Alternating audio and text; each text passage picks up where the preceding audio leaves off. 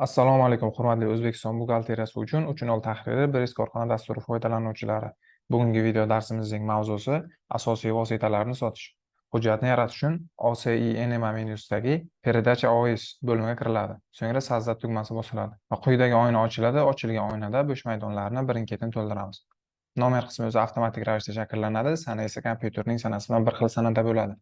Agar xohlasak, sanani qo'lda o'zgartirib qo'yishimiz mumkin. Местонахождение Osiyo qismida показать set tugmasini bosib, asosiy vositalar joylashgan bo'limni tanlab qo'yishimiz mumkin. Agar asosiy vositalar ushbu bo'limda mavjud bo'lmasa, agar bo'limsiz turgan bo'lsa, podrazdelение tanlamasligimiz ham mumkin. So'ngra kontragent qismiga o'tib, показать set tugmasini bossak, quyidagi kontragentlar ro'yxati chiqadi.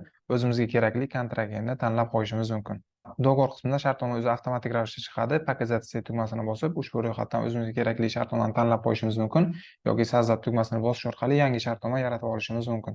Yuqoridagi события qismida o'zi avtomatik ravishda передача событияsi chiqadi.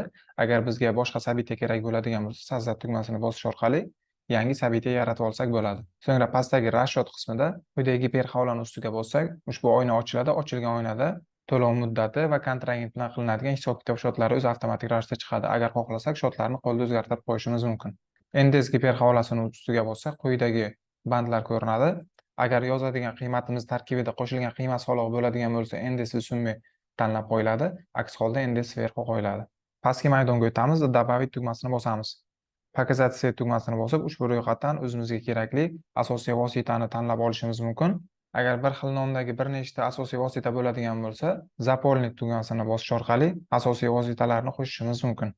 Bundan tashqari подбор tugmasini bosish orqali asosiy vositani tanlab qo'ysak bo'ladi. Перенести в dokument. Va quyida asosiy vosita ma'lumotlarini to'ldirib chiqamiz. Summa qismida asosiy vosita sotiladigan qiymati yozib qo'yiladi.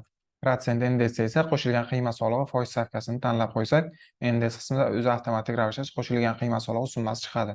Shot taxodif qismida 93 o'yin shoti o'zi avtomatik ravishda chiqadi. So'ngra subkonta qismida показать set tugmasini bosib, ushbu ro'yxatdan o'zimizga kerakli statyani tanlab qo'yishimiz mumkin. Ushbu statya foyda solig'i hisobotida aks etadi.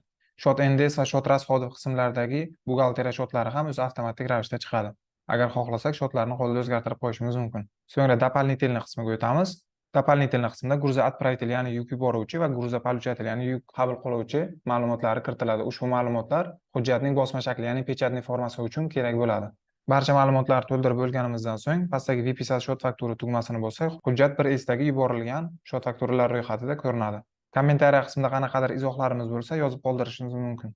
Записать, провести, debit kredit tugmalarini bossak, hujjat quyidagicha buxgalteriya provodkalarini beradi.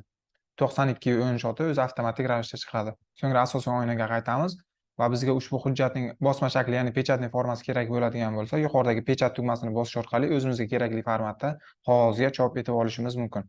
Yoki Soздатni основание tugmasini bosish orqali ushbu hujjat asosida quyidagi hujjatlarni yaratib olsak bo'ladi. So'ngra провести заключить tugmasini bossak, hujjat quyidagi передача Osiyo hujjatlar qatorida ko'rinadi.